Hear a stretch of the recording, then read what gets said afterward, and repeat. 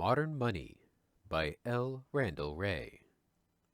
A brief history of money. Anthropological evidence is often used in an attempt to support the conventional story. For example, exchange among tribes or purchase of wives through exchange of primitive valuables within tribes is offered in support of the story of barter-based market exchange, while use of cowrie shells or huge stone wheels, as in the use of the Uap Islanders, as media of exchange, is supposed to demonstrate the ancient origins of money. Footnote 4. See Furness, 1910. End footnote. However, on closer inspection, it becomes obvious that these examples do not support the Samuelsonian hypothesis about the origins of markets and money.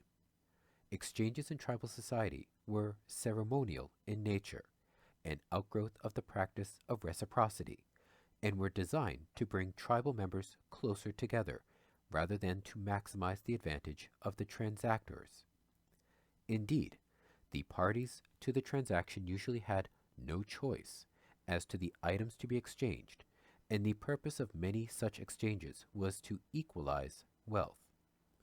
Polanyi, 1971, Dalton, 1984, Malinowski, 1921. Relative prices were never subject to the higgling and haggling of market forces, but were set by custom. Polanyi, 1971. Similarly, one finds on close examination that there was no universal equivalent or numeraire in which prices could be quoted, and the primitive monies turn out to be at most single-purpose money, or better, primitive valuables, rather than generalized media of exchange.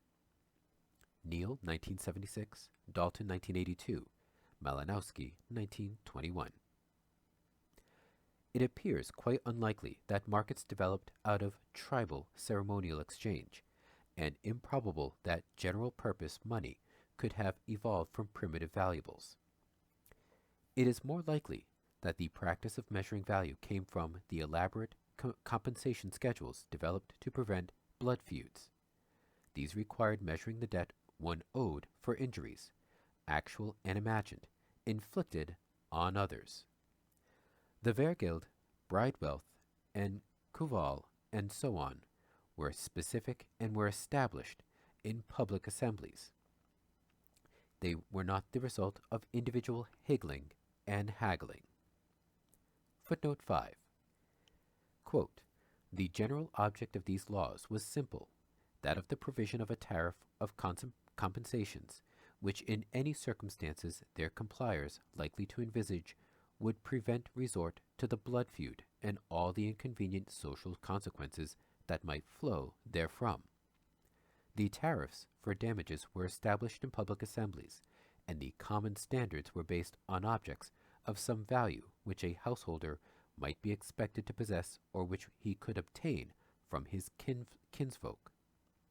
Since what is laid down consists of evaluations of injuries, not evaluations of commodities, the conceptual difficulty of devising a common measure for appraising unrelated objects is avoided. End quote. Grierson, 1977. End footnote. However, there was not much reason to standardize Vergeld payments, since the compensation schedules fixed payment in items commonly available. It is far more likely that standardization occurred with the development of upper classes and temple communities, and later the palace communities. All the evidence points to the common origins of money, debts, and writing in the tax levies of the palaces. In the beginning, the temples might have simply demanded that each village provide 10% of everything produced, but with the development of the palace and expansion of its domain, tax payments became standardized in terms of quantities of wheat or barley grain.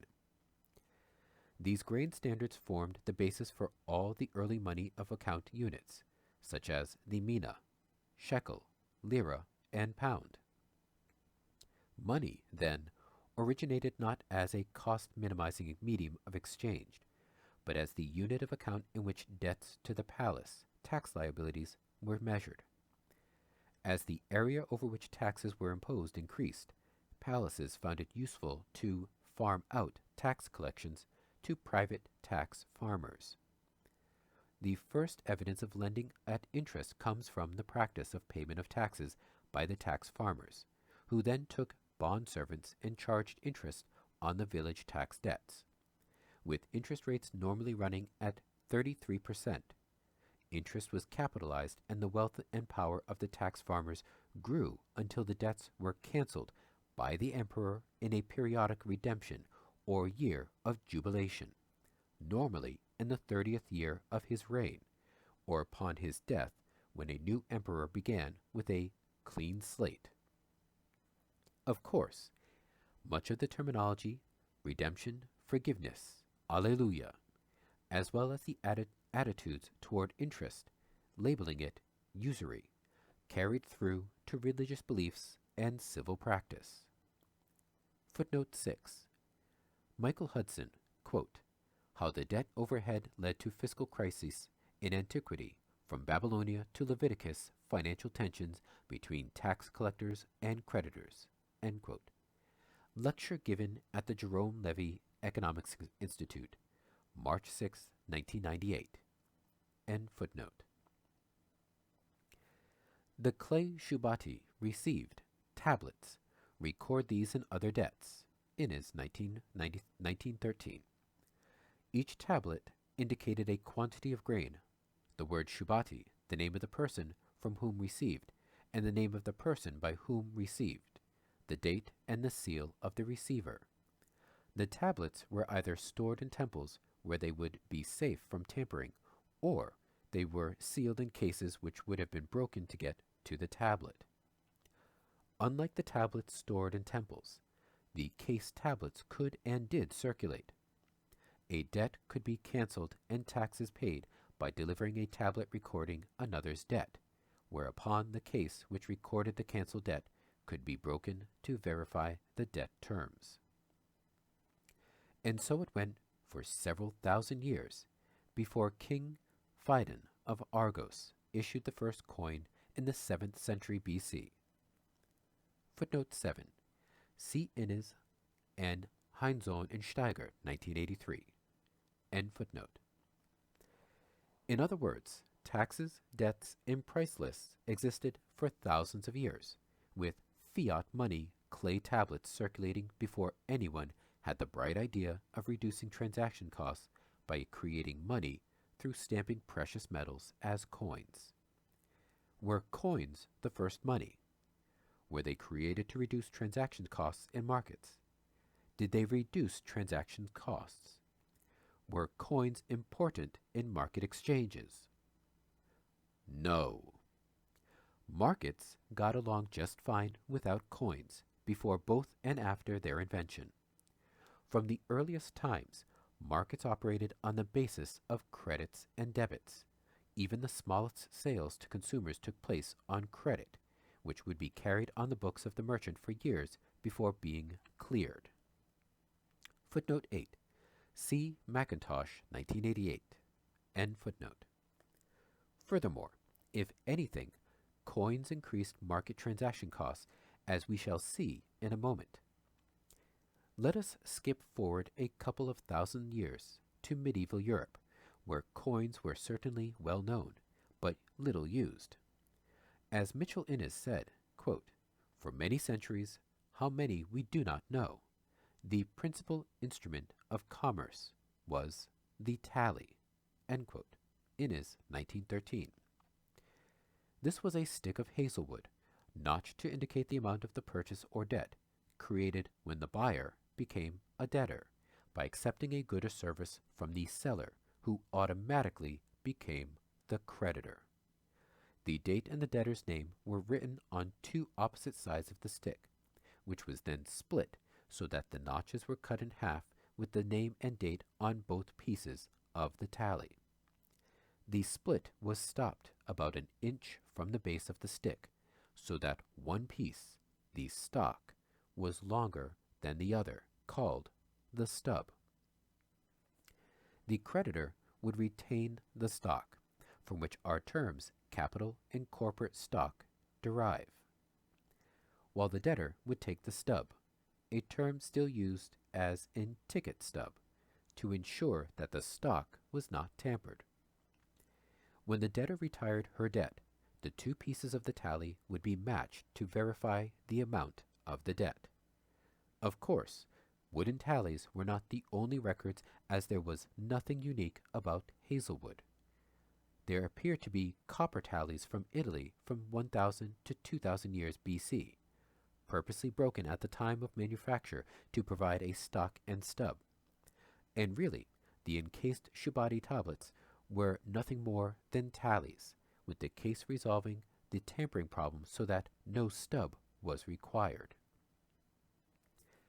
A merchant holding a number of tally stocks against customers could meet with a merchant holding tally stocks against the first merchant, clearing his own tally stub debts.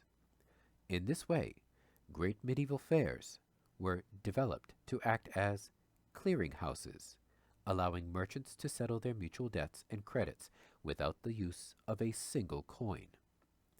While textbooks teach that these fairs were great early markets, the retail trade probably originated as a sideline to the clearinghouse trade. Footnote 9. Quote, "The clearinghouses of old were the great periodical fairs, whither went merchants great and small, bringing with them their tallies, to settle their mutual debts and credits. At some fairs no other business was done except the settlement of debts and credits. Little by little, as governments developed their postal systems and powerful banking corporations grew up, the value of fairs as clearinghouse dwindled." End quote. Innes. End footnote. There are, then, several problems with the textbook marketplace story. First, the tally debts in the form of clay tablets are at least 2,000 years older than the oldest known coins.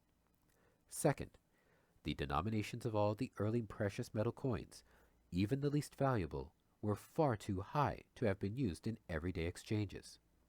For example, the most common denomination of the earliest electrum coins would have had a purchasing power of about 10 sheep. Footnote 10. See, for example, Cook, 1958, pages 257 to 262. End quote. End footnote. They might have sufficed for wholesale trade of large merchants, but they could not have been used in day-to-day retail trade. It is also quite likely that coins would have been invented to facilitate trade for Phoenicians and other peoples with sophisticated trade management without coins for many centuries. Indeed, the introduction of coins would have been a less efficient alternative in most cases. While we are accustomed to a small number of types of coins, always issued by government and with perhaps one coin for each denomination, the typical case until recently was a large variety of coins, sometimes including many with the same face value but different exchange value, issued by a wide variety of merchants, kings, feudal lords, barons, and others. Indeed, in Gaul, at one point, there were 1,200 different coinages. Footnote 11. See MacDonald, 1916. End footnote. Note that the textbook story relies on choice of a particular precious metal precisely to reduce the transactions costs of barter. However, in reality, the poor consumer was faced with a tremendous number of coins of varying weight, denomination, alloy, and fineness. Indeed, it is difficult to believe that the typical member of these societies would have been more able to assess the value of a coin than she would be able to assess the value of, say, a cow. Rather than reducing transactions costs by using precious metals, it would likely have reduced transactions costs to use cows. Note, it does no good to argue that cows are less divisible, because the coins were far too valuable to have been used in daily transactions anyway. In other words, lower cost alternatives to coin were already in use. Surely, hazelwood tallies or clay tablets had lower non-monetary value than did precious metals. Thus, it is unlikely that metal coins would be issued to circulate competitively, for example, with hazelwood tallies, unless their nominal value were well above the value of the embodied precious metal. So it is not surprising that the value of early coins was almost always well above the value of the embodied precious metal. What then are coins? What are their origins? And why are they accepted? Coins appear to have originated as government pay tokens. In G.F. Knapp's colorful phrase, footnote 12, see Knapp 1924, end footnote, as nothing more than evidence of debt. Given the large denomination of the early coins and uniform weight, although not uniform purity, which probably could not have been tested at the time, coins were most likely invented by kings to make a large number of uniform payments in the form of precious metal to reduce counterfeiting. Cook, 1958, Reddish, 1987. Indeed, according to R.M. Cook, 1958, coins were probably invented to pay mercenaries. It was likely recognized from the very beginning that the purpose of the coin was to give the population a convenient means for paying taxes. Use of these early coins as a medium of exchange was probably an accidental consequence of the coinage, and not for the reason for it. Footnote 13. See Crawford, 1970, end footnote. And footnote 14. See also Cook, end footnote. So from the very beginning, coins were intentionally minted to provide state finance. This explains the relatively large value of the coins, which were evidence of the state's debt to soldiers and sailors. Footnote 15. See Innes. End footnote. The coins were actually nothing more than tallies, as described above, evidence of government debt. Coins, then, were mere tokens of the crown's debt, like the tally. But why on earth would the crown's subjects accept hazelwood tallies or token coins? Innes supplies the answer. Quote, the government, by law, obliges certain selected persons to become its debtors. This procedure is called levying a tax, and the persons thus forced into the position of debtors to the government must in theory seek out the holders of the tallies and acquire from them the tallies by selling to them some commodity in exchange for which they may be induced to part with their tallies. When these are returned to the government treasury, the taxes are paid. End quote. Innes, 1913. Indeed, until recent times, the vast majority of revenues collected by inland tax collectors in England, as well as the majority of government spending, were in the form of tallies. Each taxpayer did not have to individually seek out a crown tally, for matching the crown's creditors and debtors was accomplished, quote, through the bankers, who from the earliest days of history were always the financial agents of government, end quote. Innes. Note also that use of the hazelwood tallies continued in England until 1826, when they literally went out in a blaze of glory. After 1826, when tallies were returned to the Exchequer, they were stored in the Star Chamber and other parts of the House of Commons. In 1834, in order to save space and economize on fuel, it was decided that they should be thrown into the heating stoves of the House of Commons. Quote, so excessive was the zeal of the stokers that the historic Parliament buildings were set on fire and razed to the ground. End quote. Davies, 1997. The inordinate focus of economists on precious metal coins and market exchange then appears to be misplaced. The key concept is debt, and specifically the ability of the state to impose a tax debt on its subjects. Once it has done this, it can choose the form in which subjects can pay the tax. Certainly, the government's tokens can also be used as a medium of exchange, but this derives from its ability to impose taxes, and indeed is necessitated by imposition of the tax. If one has a tax liability, but is not a creditor of the crown, one must offer things for sale to obtain the crown's tokens. Private coinage, such as that of Gaul, then, like the government coins, are tokens of private indebtedness. These could be issued, for example, by feudal lords or ecclesiastics as their debt, which they then accepted as payment of feudal rent or tithes. Innes, 1913. MacDonald, 1916. Clearly, acceptability of these private coins in private pay communities was not contingent on the non-money value of the coin. For example, by the precious metal contained in them, or even by the promise of redeemability for precious metal or royal coins. See the discussion below. There are other matters that we could go into, such as the widespread belief that evil kings purposely debased their coins by reducing gold content to obtain seigniorage. However, the value of the coins was not generally determined by the gold content anyway. Footnote 16. Quote, the general idea that kings willfully debase their coinage in the sense of reducing their weight and fineness is without foundation. End quote. Innes. End footnote. The coins were nothing but evidence of the crown's debt. Hence, it would make no sense to debase them by reducing precious metal content. Instead, kings periodically cried down the nominal value of their token coins as a well-recognized method of taxation. Rather than delivering one coin to pay a tax, one had to deliver two.